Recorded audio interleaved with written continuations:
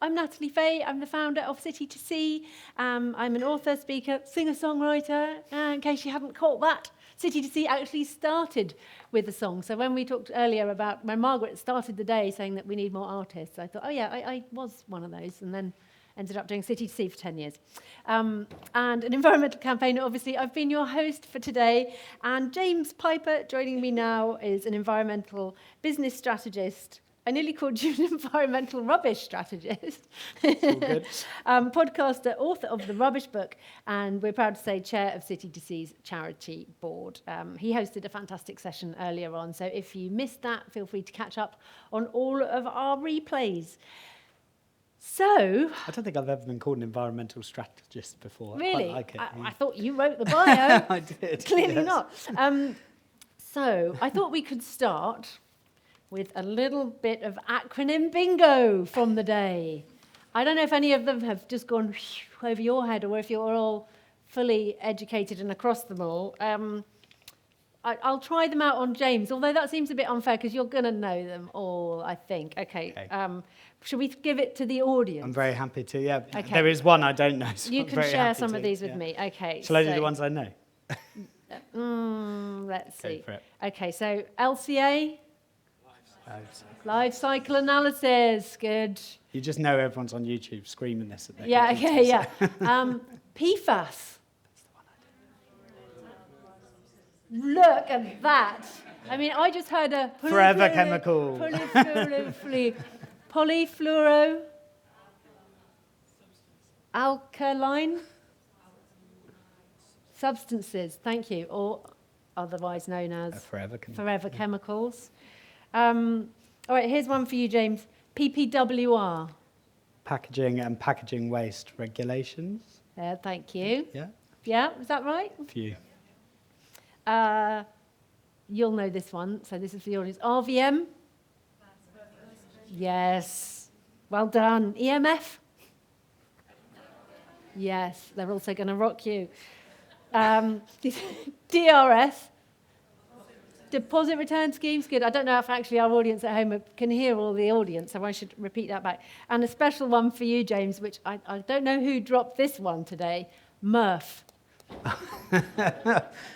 Debatable. Material recovery facility. Ah, Not a recycling no facility. E in it then, No. just MRF. No.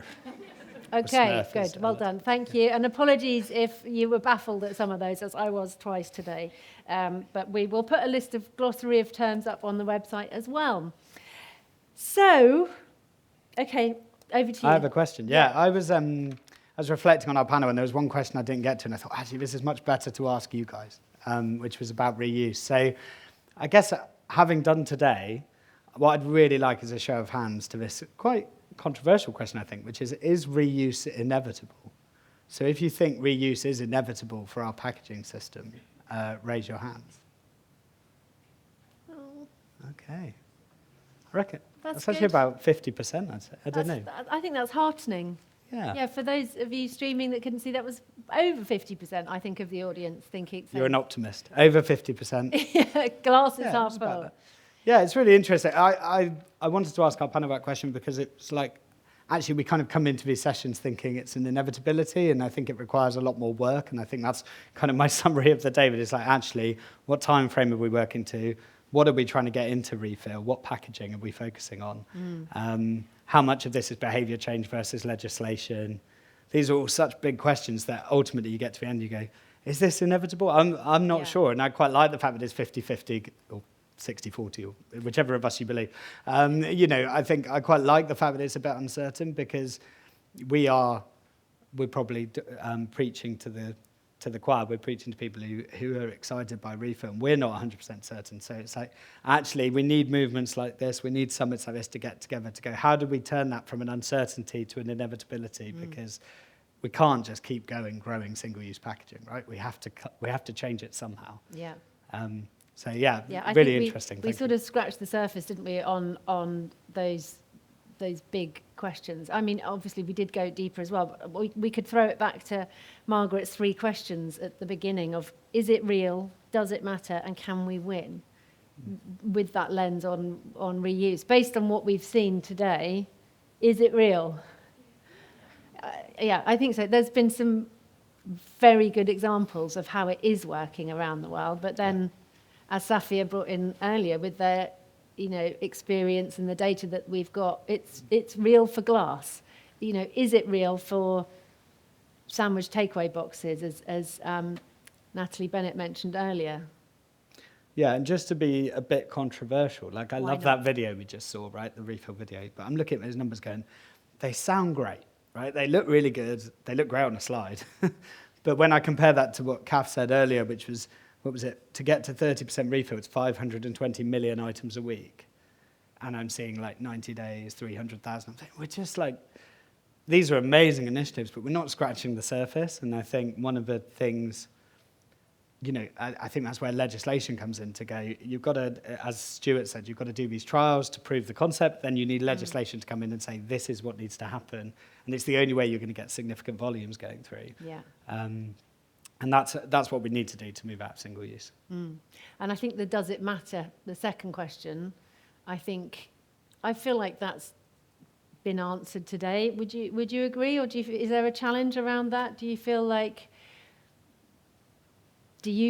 it matters? Yeah. And I think with Alejandra and the panel as well, with Dr. Jane Munker talking very much around the toxicity of plastic as well, and also the awareness that we need to have around the reusable products and materials that we use. I feel like that really matters too. So it's not just, yes, we agree that reuse matters, we agree how we do reuse, and that we make sure it is intersectional and it's inclusive. And I think a takeaway is, are we really including those marginalised voices and low-income communities in the design phase? I question that, and I think that is a takeaway for us as well, because, we might get a certain amount of funding to deliver this project and we'll trial it, and, has it really been thought through that lens? I feel like I think the downside to reuse, my team will tell you I'm pretty anti-deposit. And that's because I just think it creates an environment where it's like, well, if you can afford the deposit, you pay a deposit. And there are people who can't afford that deposit. There are people for whom that deposit is extremely meaningful. And I guess there's a question of how do you do that behaviour change? It was interesting. I went up to Borrow Cup in Glasgow, and they were, they give you £1. So for those who don't know Borrow Cup, you go up there, you go in, you get a reusable coffee cup. It's £1 deposit. You get your £1 back when you return it. So it's a pretty, similar model to everything we've been discussing. As we walked out the coffee shop, my colleague Rich turned to me and went, I could go into Pret right now and fill this cup and get a 50p discount on my Pret. And I could do that like 3 or 4 times, and I'm making money out of this scheme. I've got a reusable cup that I'm getting £1, that I'm borrowing for £1, and then return it for £1. And I guess I was interested in how we build that into the behaviour change. So it's like, actually, you don't have to give this packaging back straight away. You can use it a little bit again and again, and then we can wash it. And that's going to be really good for the planet. And if you start doing that, there's a monetary incentive to reuse and refill. And we just sort of all just talk about deposits and give us some money, then we'll give it back to you when you give it back. And actually, there's a whole nother bit to this that's the behaviour change of, okay, but there's people offering discounts if you use reuse, and there's other things you can do that can make that into something, but then makes it accessible for a lot more people. Yes. And I guess I was just reflecting on it, thinking, I wish that was part of the marketing. Yes. Get the cup on a Monday, keep it till Friday, use it, get your discounts, then return it. Yeah. That would be really nice. There's a Craig David song in that too. I think we should get him involved in the reuse revolution. I really liked, there's just so many brilliant quotes from throughout the day. I don't think we'll rattle them all off, but I think the last one, certainly around talking about the cup schemes, where we've seen, I think it was in our Thomas in our last one that just said reusables as default. And certainly in the cup scheme that we've piloted and are still delivering in Cardiff, the outlets that have just got rid of single use are the ones that are doing the best. It just takes away that element of choice, and people are there, they've queued up, so then they do it. So I think, and in Bath Spa as well. So I think that was a great point. And the standout for me was this 5%. I think it was Celia who said it, the 5% of EPR money going to refill. I was like, why are we not doing that? Why are we developing EPR and DRS legislation that doesn't have ring-fenced refill I mean, portions. yes, And absolutely. if we are doing it, I mean, I'd like to think I'm an EPR expert, so maybe I've got that wrong. But I don't think we are we? You know, this is like an opportunity to go, actually, how do we drive refill with these costs that are coming in? Because that then, if you go back to my panel where I said, my frustration is that brands and retailers are seeing EPR and DRS as a cost, and they just need to mitigate that cost. They're not then going, and I'll mitigate it with refill as much as I would like.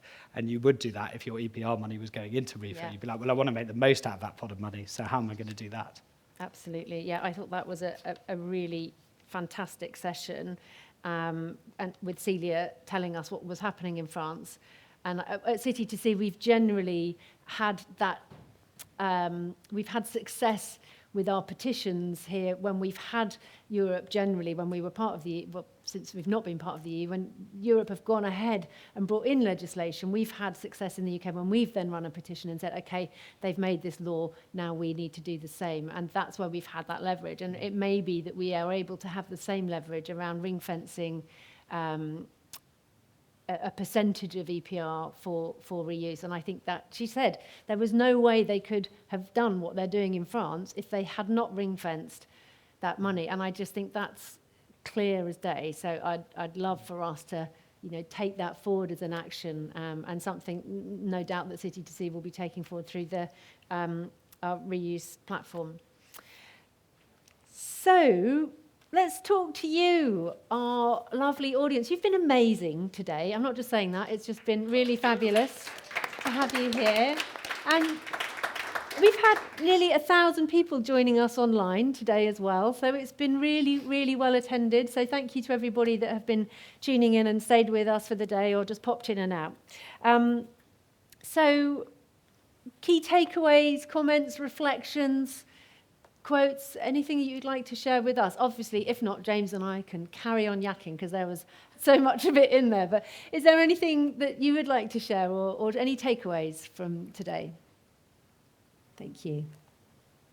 And please do tell us your name and where you're from. Yeah, thank you. I'm Aisha from Eunomia. I wanted to reflect on the fact that there was a little bit of framing today around reuse being, you know, the solution to the single-use plastic or plastic waste problem. I think that does need some reframing, just because actually it's a solution to a much bigger problem, a much bigger resource footprint, not just single-use plastic. We're talking about a complete system shift. You know, there was a mention of glass, for example, but I also want to reflect on the fact that I think Jamie and Jane, when they were talking, you know, plastic can actually be part of this solution as well.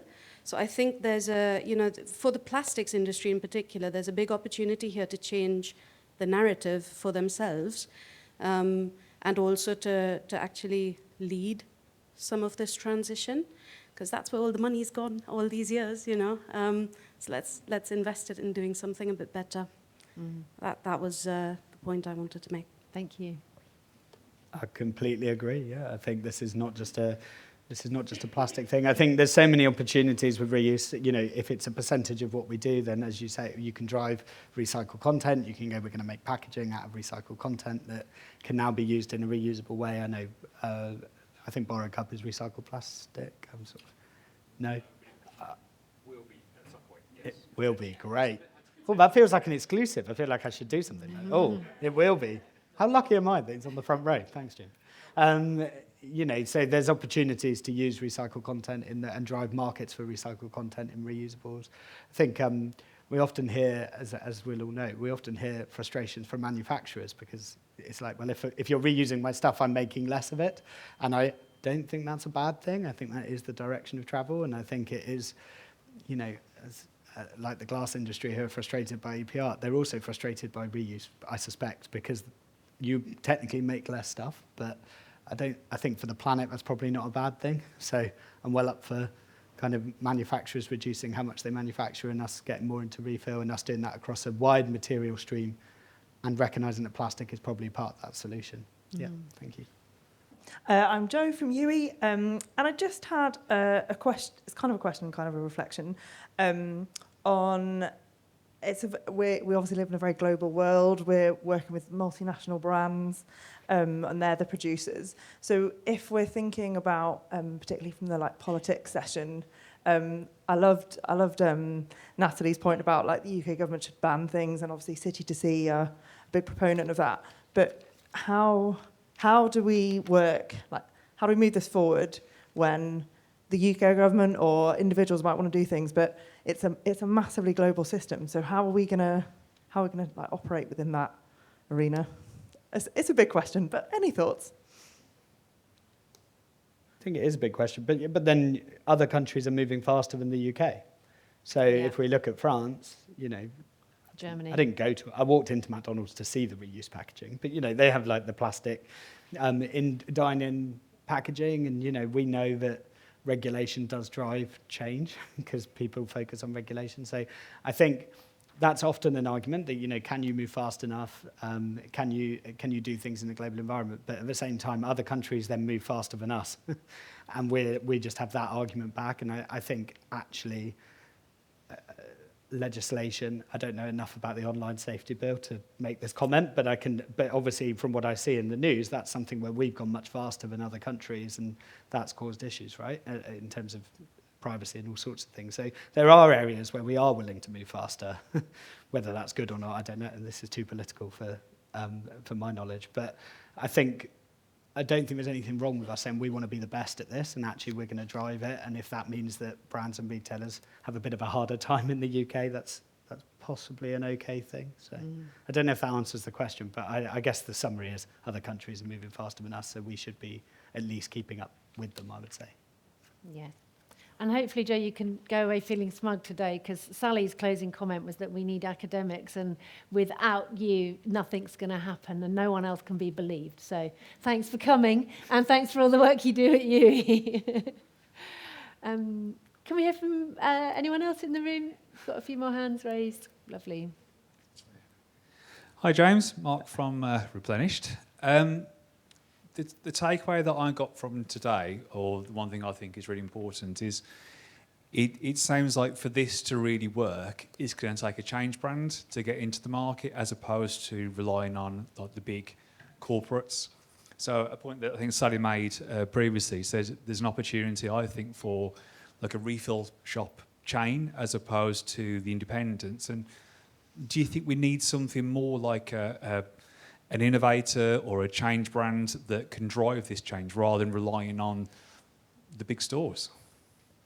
I love that question. Good question. Yeah, and I would love to see it happen. I think Bocca are a great example of that. That to me is a product that looks a bit like what Wild was, when the sort of refillable deodorants have actually managed to cut through and earn their space in sort of chemists and in supermarkets. And as we heard, I'm sorry, his name's gone, but our panellist from Tesco earlier, James, thank you. Even for the milk refills, how complicated that is to have an additional sort of layer, the space to actually have a refillable toothpaste stand as well within a supermarket is going to be different. But actually, some investment in a chain of zero waste shops and sort of really creating that refillable experience, but that has that economies of scale, I think would be marvellous. I went to an event a long time ago, and I think it was a director at Honda. Sorry if they're listening, and it wasn't that. But I think it was a director of Honda told me electric cars would never be a thing. And I remember thinking, that's weird. Mm-hmm. And then you end up with, Tesla. Let's not talk about Musk, but, I'm getting way too political here. But, you end up with Tesla leapfrogging all those car companies that felt electric cars wouldn't become a thing. So I think there is precedent and an argument for innovation to come into this space. The challenge with reuse and refill, in my opinion, is that it's one of those classic things where people say on a survey, I really want this thing, and then when you ask them to go the extra step, they actually don't want to do it. And it was a question I had actually for the last, because we were talking about Park Street, and they were saying, why don't we talk about the benefits of creating bus lanes on Park Street? And I was like, actually, what's happening here, I think, is that there is personal pain to the shop owners. There's personal pain and communal benefit. So the benefit is really nice. We're going to have really nice spaces. We're going to be able to cycle. But actually the pain is much more personal, and it's the same with the 4 weekly bin collections, right? You know, which are obviously very topical in the city we're in right now. There's like a personal pain to me missing a bin collection and having 8 weeks, and this kind of benefit of increased recycling that is communal. And so what we see in a lot of these kind of surveys and people talking is they say, I want that because I believe in the communal benefit, but I don't want the bit that makes me have to do an extra step. And I guess the challenge with refill compared to like an electric car is that people are used to buying their sandwiches in a certain way, or used to buying their crisps in a certain way. And there is a quite a big step to get them into reuse and refill. Well, and to do that at volume, you do need the brands and retailers to come along as well as the innovators. So I'm not saying that there won't be this kind of amazing innovation company that comes in. I'm just saying that, you know, fundamentally, I've watched people buy their Tesco meal deal enough times to watch those shelves empty and get restocked. We've, you know, the work that Celine's been doing with Reposit and M&S with the pre-fills, you know, the challenge to that is people do want to do it because they have had the opportunity to buy single-use, say, washing up liquid next to a pre-fill washing up liquid, and the sales have been higher of the pre-fill washing up liquid. So I think people do want to do it when it's convenient. But yeah, I think we're on the way. I think, you know, we didn't go to the last question of can we win? Shall we see a show of hands? Can we win? Yeah, I mean, probably 50-50 as well. I mean, I think, you know, it's realistic, isn't it? And can we win? Yes, within what time frame, I think, is the question. Are there any more closing remarks? Yes, thanks. Comments over there, yeah. Hello, I'm Sam. I work for Sun & Tonic. I do marketing and branding and do a lot of stuff with City2C. My question is a little bit connected to what you were just talking about just now. We haven't talked that much about online and refill. And one thing I think is a real challenge is that a lot of people, when we talk about grocery supermarkets, buy online now.